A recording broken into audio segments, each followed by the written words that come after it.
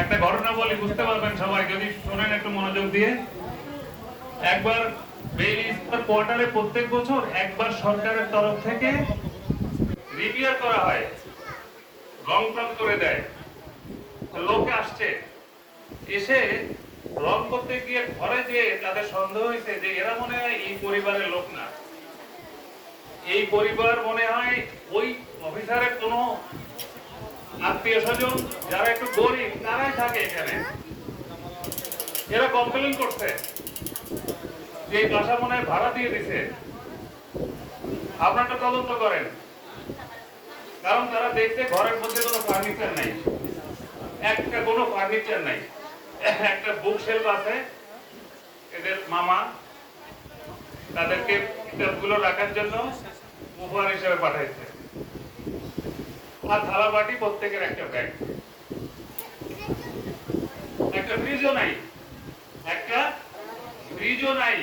Fridge স্যারকে ওই রংপুর থেকে যখন মানে বদলি হয় সবাই একটা উপহার দিয়েছিল ঘরের মধ্যে। স্যার বলে ফ্রিজের শব্দ হবে আর আমি ঘুমাইতে পারি না, কারণ সাহাবীদের ঘরে ফ্রিজ ছিল না। ওই ফ্রিজ আরেকজনকে উপহার দিয়ে দিছে। সকালবেলায় নিজে গিয়ে বাজার করতে যা, ওই দিয়ে খেয়ে দিয়ে শেষ, ফ্রিজে রাখা রাখতেন না কিছু। যাই হোক, ওইরকম একটা লোকের সঙ্গে সহবত হয়েছে আমরা। আমাদের পুরো বেইলি স্কয়ারে যারা তাবলীগের সাথে ছিল, আমাদের ব্যক্তিগত আমাদের জিন্দেগি সুন্দর হয়েছে আসলে, আর কিছু না। হ্যাঁ, এইভাবে যে আবার অনেক ভিআইপি জামাতগুলো আমাদের মসজিদে আসতো। একদিন সেও সচিব হয়েছিলেন, উনি বলতেছেন যে আমার তাবলীগ ওই দিনই বুঝে আসছে, স্যার তাদের সিনিয়র ছিল, বলছেন যেদিন দেখছি মিজান স্যার বাসার থেকে আমাদের মেহমানদারি করবে এই জন্য যে সিটি করে খাবার নিজের মাথায় করে নিয়ে মসজিদে আসতেছে। বলছে যে এই দিন বুঝছি তাবলীগ আসলে কি। হ্যাঁ, এত বড় একজন অফিসার কাউকে দিয়ে তো অনেকটা পারতো, সে না এনে এই মেহমানদারি খাবার নিজের মাথায়।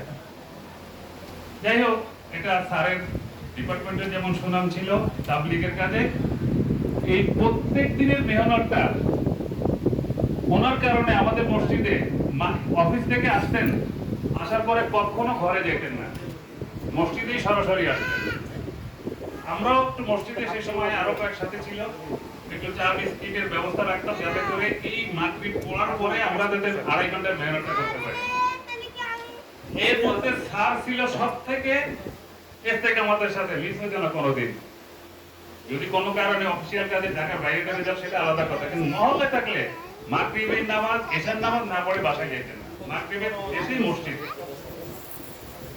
ওই ওনার সাথে সাথে থাকার কারণে আমরাও এই সহবতটা পাইছি, আমরাও মেহনত করতে পারছি। আসলে তাবলীগের মেহনতটা আসলে একটা ভালো সাথীদের সমন্বয় না হলে হয় না, একা একা আসলে করা যায় না। আর যারা ইস্তেকামতের সাথে থাকে তাদের সহবতে থাকলে সর্ব হালতেই করা যায়, সর্ব অবস্থায় করা যায়। ওই সুযোগটুকু হয়েছিল যতদিন স্যারের সাথে একসঙ্গে ছিলাম।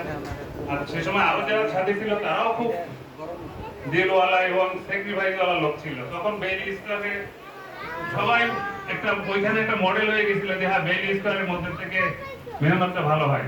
আর আমরা যখন 16 সালে, ওরা কেবল পড়াশোনা শেষ করছে, হজে যাবে কি যাবে না, স্যার যাবে নিয়ত করতেছে, 2 ছেলের সাথে নিবে কি নিবে না, যাবে কি যাবে না, তো বললো একজনকে নিয়ে। পরে বললো না, একজনকে নিয়ে যাবো কি, কারণ আমি 2 জনকেই নিতে হবে, আমি কোন ছেলেকে রেখে যাবো। হ্যাঁ, যাই হোক, সেই ব্যবস্থা হইলো। আমরাও ওই সময় নড়বড়ে নিয়ে যাবো কি যাবো না, তো স্যারের কারণে আমরাও নিয়োগ করলাম, যেহেতু ওরা যাচ্ছে, ওরা বললো যে আঙ্কেল যাইতে হবে আমাদের সাথে।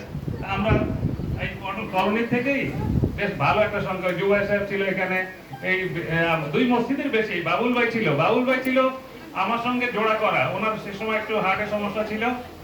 আমি সব সময় সব বিদ্যনের উঁচু নিচু জায়গায় ওনার সাথে আমাকে নিয়োগ করে দেওয়া।